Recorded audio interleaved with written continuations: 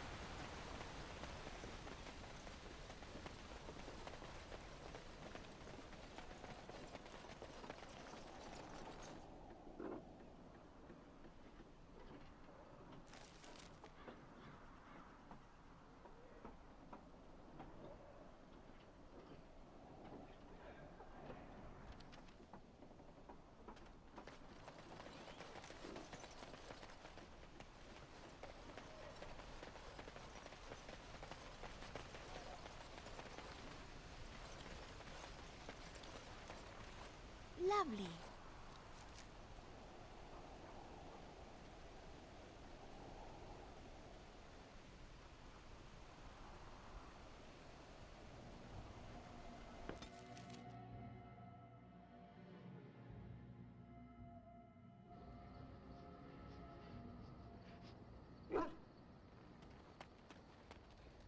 Oh, why, you little...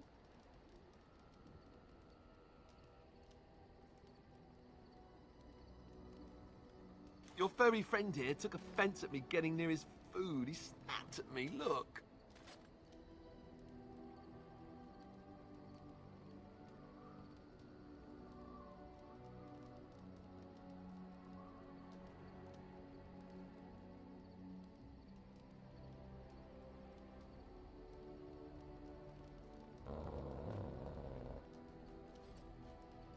Sometimes I forget that he's a war dog. That'll teach me. I once heard a really old legend about how the hound warriors in the days of the old tribes would feed their Mabari the flesh of the vanquished. Well, that's what I heard anyway. It would sometimes be human flesh. Oh, like you can tell the difference. For all you know, maybe you've already been fed something. Someone.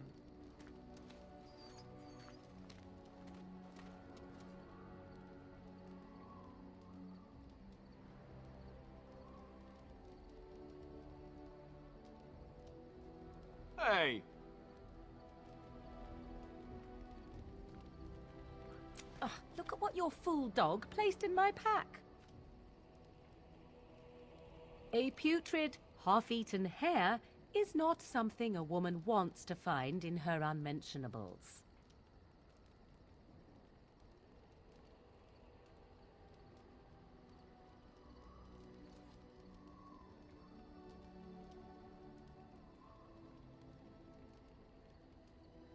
The dirty mongrel can have this back.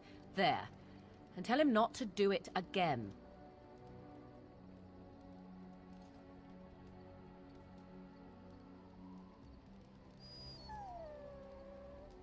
I don't want it, you worthless fur bag.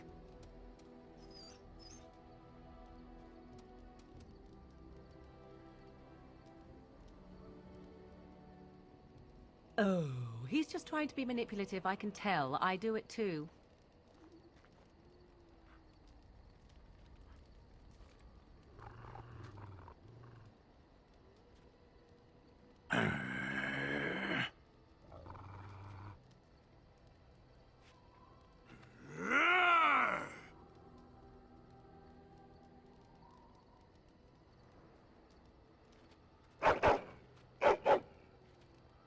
You are a true warrior and worthy of respect.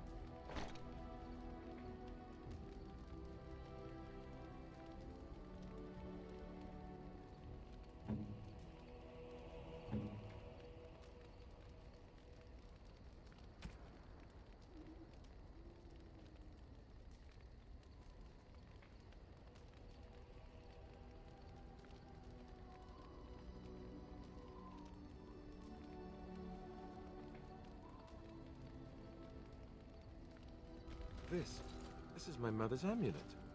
It has to be. But why isn't it broken? Where did you find it?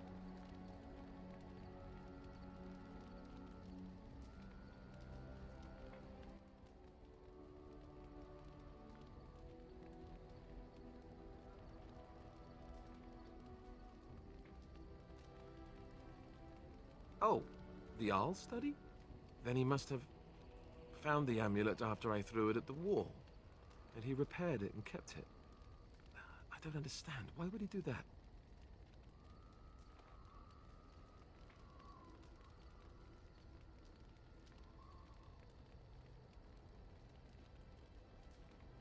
I guess you could be right. We never really talked that much. And then the way I left... Thank you. I mean it.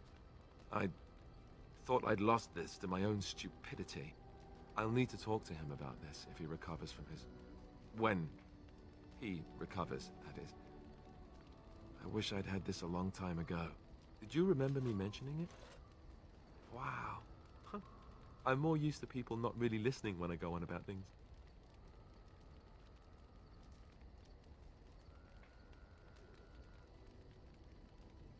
Ho, ho, ho. See this gesture I'm making? Can you hear that?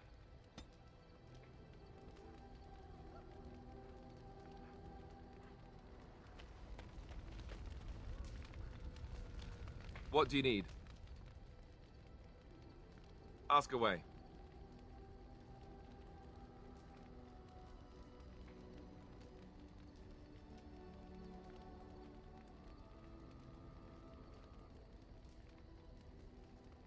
Same way you did. You drink some blood, you choke on it, and pass out. You haven't forgotten already, have you?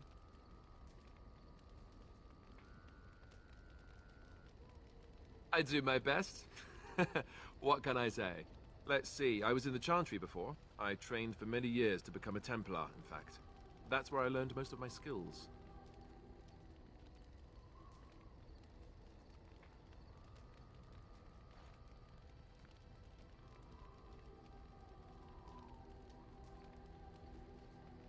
You're telling me I was banished to the kitchens to scour the pots more times than I can count. And that's a lot. I can count pretty high. The Grand Cleric didn't want to let me go. Duncan was forced to conscript me, actually, and was she ever furious when he did. I thought she was going to have us both arrested. I was lucky.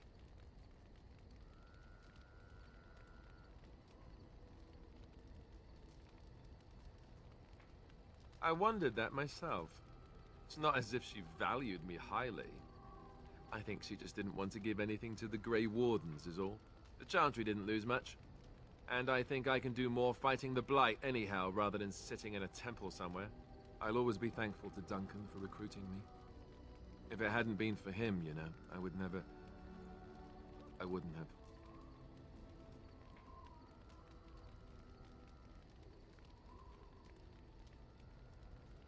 He was.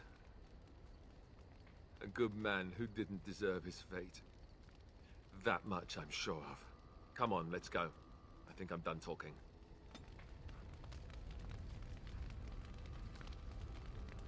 What do you need? Ask away.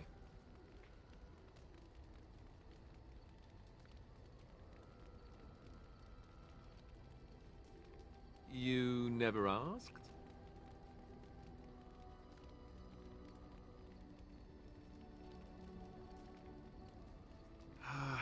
All right.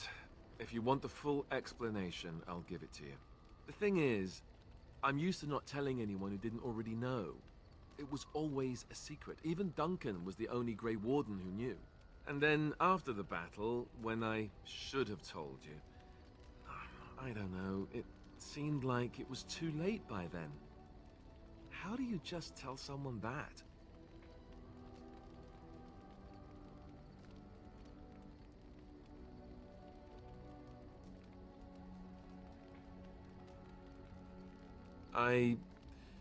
I should have told you, anyway. It was important for you to know. I guess part of me likes you not knowing.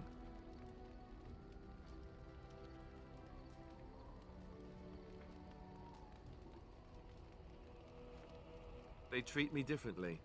I become the bastard prince to them, instead of just Alistair. I know that must sound stupid to you, but I hate that it shaped my entire life. I never wanted it, and I certainly don't want to be king. The very idea of it terrifies me.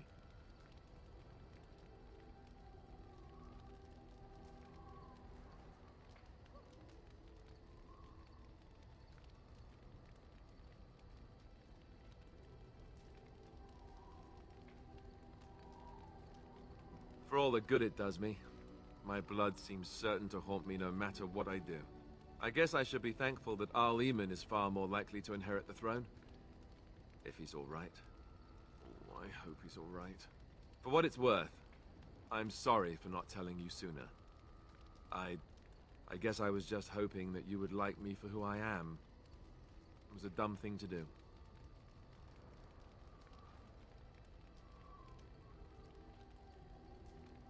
I guess it's kind of a relief that you know now. Let's go.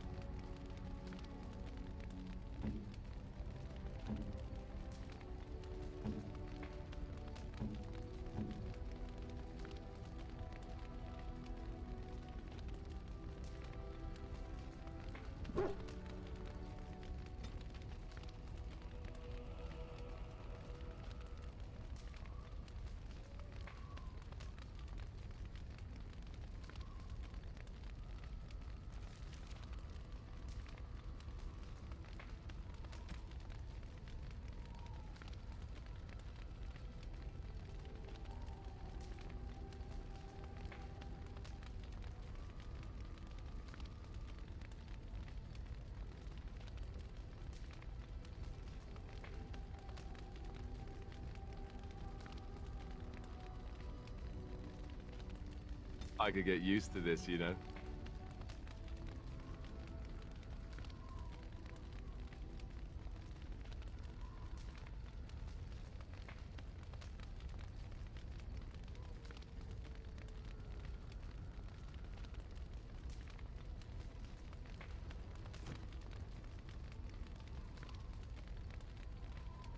You know, maybe this isn't the best time to be thinking about this, but I've something to ask you. Chances are we'll be heading to Denerim soon. And when we're there, I wonder if we might be able to look someone up.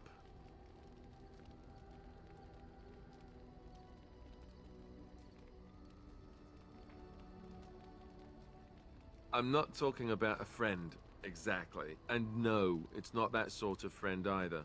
The thing is, I have a sister, a half-sister.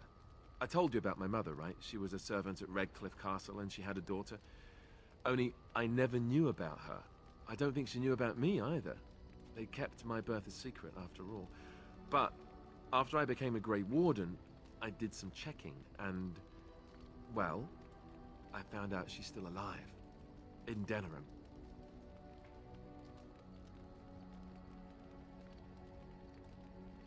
She's the only real family I have left. The only family not also mixed up in the whole royal thing. I've just been thinking that maybe it's time I went to see her. With the Blight coming and everything, I don't know if I'll ever get another chance to see her. Maybe I can help her. Warn her about the danger, I don't know.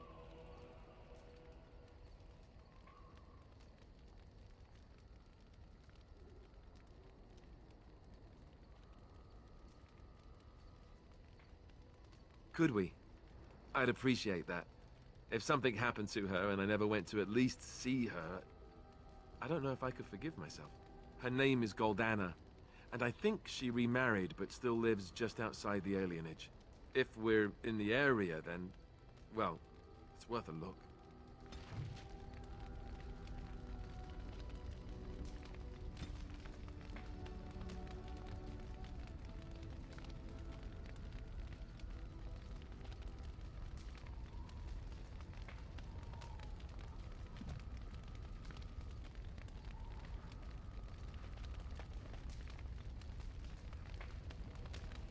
Yes?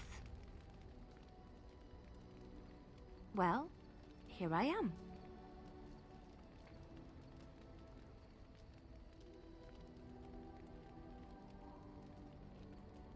Of course I do. I love stories far too much to keep them to myself. Everyone should be able to benefit from them, I think.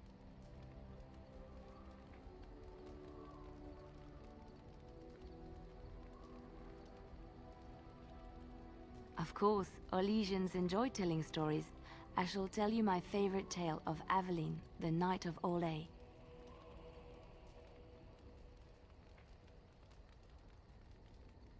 A long time ago, a girl child was born to a farmer. He had hoped for a son, not a daughter, and so he told his wife to abandon the child in the woods.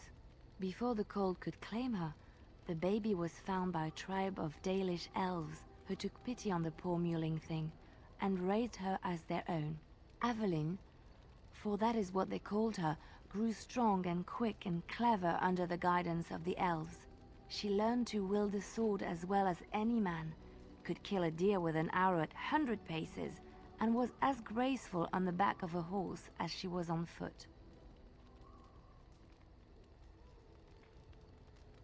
Aveline's Dalish guardians saw that she could easily best any Orlesian chevalier in battle, and wanted to show the cruel humans the child they had left to die. They bestowed upon her a fine horse and armor, and sent her to prove herself to her people in the grand tourney. Now in those days, no woman was allowed to take up arms, let alone compete in the grand tourney, but Aveline kept her helmet on and was not discovered. Aveline won many events and gained the approval of the adoring crowd. Eventually, she came face to face with the knight Kaleva in the grand melee. Aveline had already bested him in the joust, and Kaleva was determined not to lose a second time. Out of desperation to regain his honor, Kaleva tripped Aveline and tossed her to the ground, ripping off her helmet as he did so. Silence fell upon the arena as Aveline was revealed. Kaleva declared the previous competitions invalid. A woman had taken part, and this was not allowed. But the crowd cheered for Aveline. Kaleva was furious, for he had lost to a woman and was now being shamed. Blinded by his rage, he forced Aveline to her knees. "Know your place, woman," cried he, and slit her throat.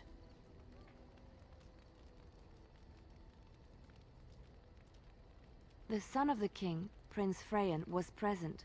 He recognized Aveline's skill and bravery and began to see the injustice done to the women in his land.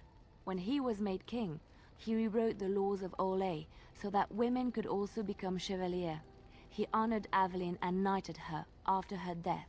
And to this day, any female who is knighted reveres Aveline the Brave, for she is the patron of all women chevalier.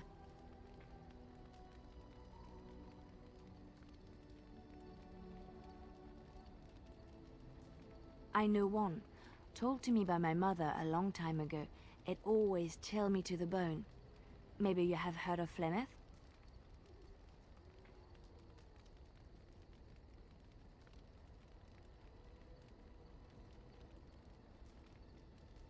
Ferelden mothers scare their daughters with talk of Flemeth.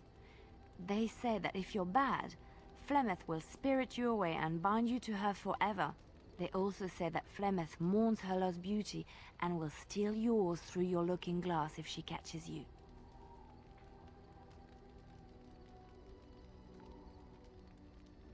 Flemeth's beauty was known throughout the land. She had hair like unto a moonless night, skin as pale as winter's first snow, and eyes as beautiful and perilous as the sea. When she came of age, she came to the attention of the Lord of Highever, Conobar, and he took her for his wife. Conobar soon learned that his young bride had the gift of magic.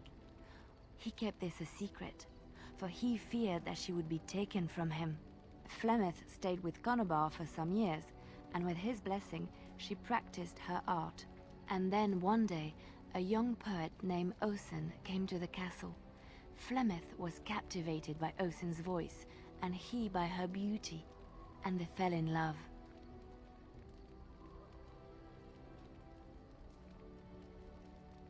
Flemeth longed to be with her true love, and she and Osen fled from Conobar's lands, seeking refuge in the Kokari wilds with the Chasing tribes. They lived there happily for many a year, till the day Flemeth received news that Conobar was dying and longed to see her face one last time. Flemeth's heart swelled with pity for the man who once was her husband, and begged Osen to return to Conobar's side with her. But when Flemeth and Osen entered Highever, they were captured by Conobar's men, and Osen was slain in front of Flemeth's eyes. Flemeth was imprisoned in the highest tower of the castle, there to await Conobar's judgment on her. Distraught at the loss of her love, Flemeth plotted revenge against her husband. She summoned a fey demon, intending for it to wreak vengeance on Conobar. But a spell went awry. The demon possessed Flemeth. Turning her into an abomination, the halls of the castle ran red with blood as Flemeth slaughtered Conobar and all his men. The last of Flemeth's humanity melted away, and at dawn, she stole back to the wilds to plot and scheme for 100 years. They say she took to her side many Chasing men, and with their help, begat her daughter witches, who even now prowl the dark places of the Kokari wilds.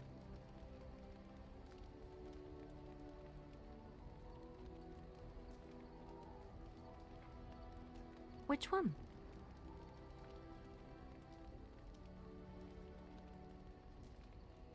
Andraste was the Maker's chosen. The Maker had long since abandoned the world when the sound of her singing turned his ear. Beauty, grace, and wisdom enraptured him, and he offered to take her from this flawed world to become his divine bride. But Andraste had an earthly husband and would not forsake him. Instead, she beseeched the Maker to return to his people once more. So earnest was her plea that the Maker was moved, and promised that he would create a paradise on Earth if all abandoned their false gods and turned once more to him. And this is why Andraste began her exalted march on the idolaters of the Tevinter Imperium. The Maker granted her his powers with which to smite her enemies. Andraste brought the Imperium to its knees, and her victories converted many to the worship of the Maker.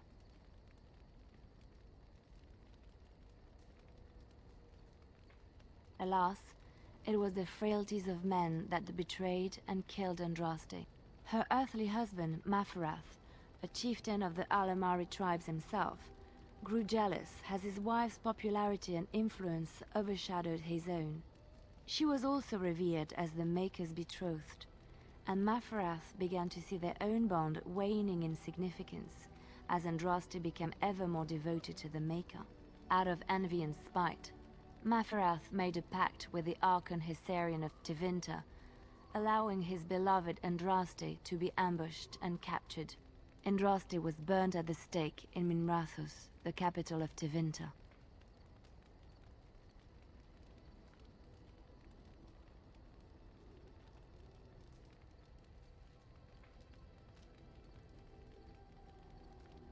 The Tevinter Chantry claims that in Andraste's last moments, Hessarian's heart softened, and he heard the voice of the Maker telling him to end her suffering.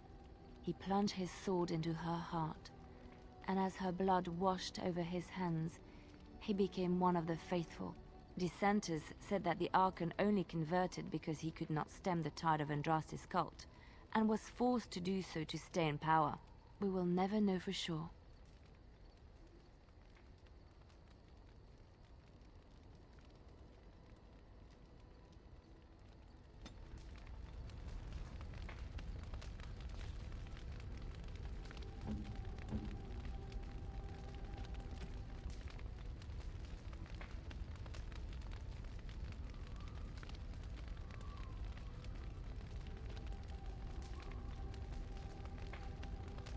Flowers?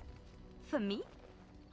They smell lovely, and there's something so familiar about them. These were my mother's flowers. She would sprinkle the dry petals amongst her clothes. Oh, they smell just like her. Thank you so much.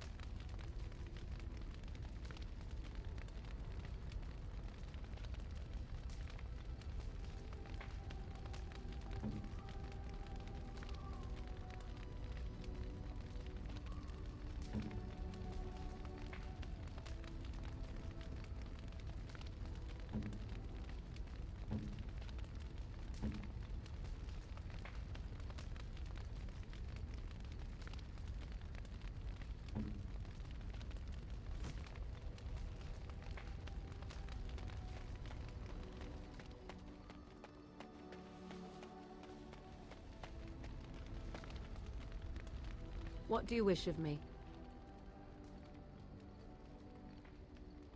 If you must.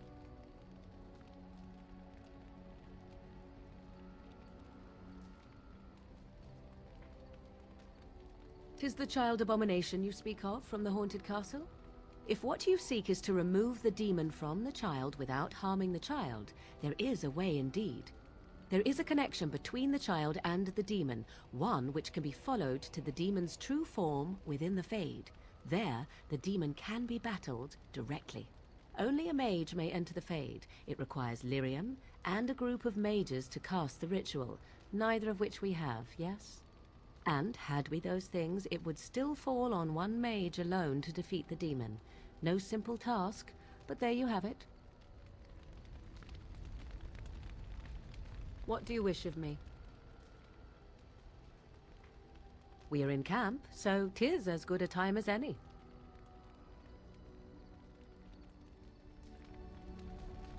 What do you wish of me? If you must.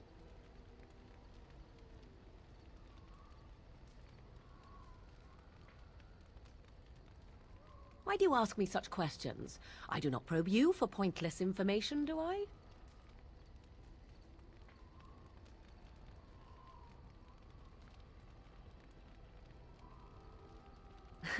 Oh, what luck. What is it you asked? If I grew up in the wilds? A curious question. Where else would you picture me? For many years it was simply Flemeth and I. The wilds and its creatures were more real to me than Flemeth's tales of the world of man. In time, I grew curious. I left the wilds to explore what lay beyond, never for long. Brief forays into a civilized wilderness.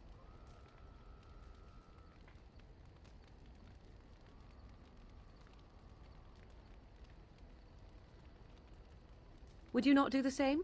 Your world is an unforgiving and cold place. The wilds I hail from is home to me, and I a natural denizen. For all that I had been taught, however, the truth of the civilized lands proved to be overwhelming. I was unfamiliar with so much. So confident and bold was I, yet there was much that Flemeth could never have prepared me for.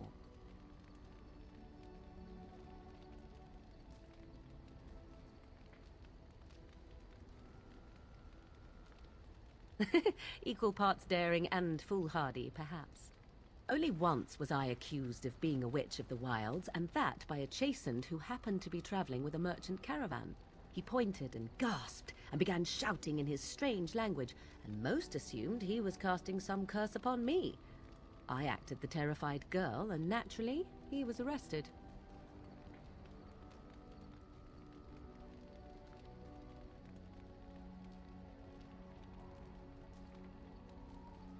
Men are always willing to believe two things about a woman. One, that she is weak, and two, that she finds him attractive. I played the weakling and battered my eyelashes at the captain of the guard. Child's play. The point being that I was able to move through human lands fairly easily. Whatever humans think a witch of the wild looks like, 'tis not I. Not that I did not have trouble. There are things about human society which have always puzzled me, such as the touching. Why all the touching for a simple greeting?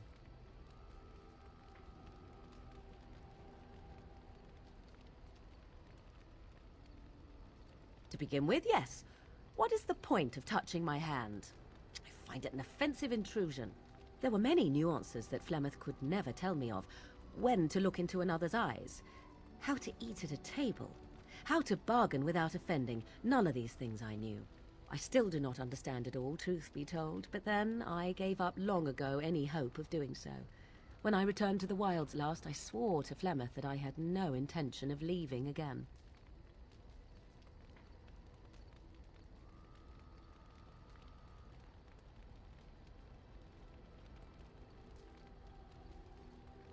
Yes? Let's ignore the entire Darkspawn threat and the presence of a simpleton as your only other Grey Warden ally, then. Not that I lack appreciation for the intent of your comment. Thank you. Well, let's get on with it before the ground opens up and swallows us, yes?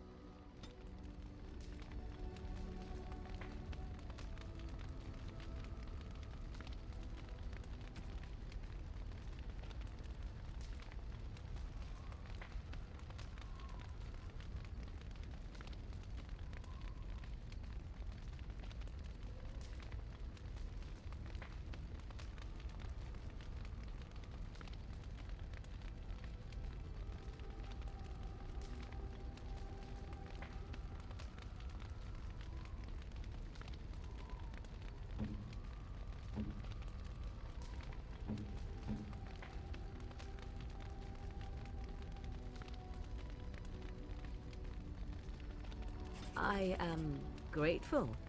'Tis thoughtful indeed.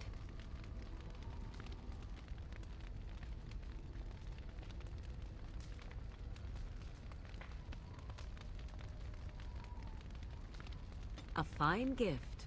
You have my thanks.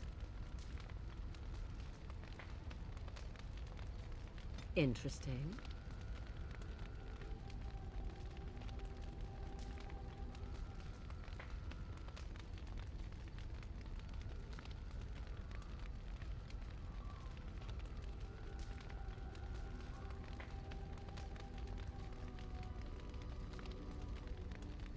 A fine gift.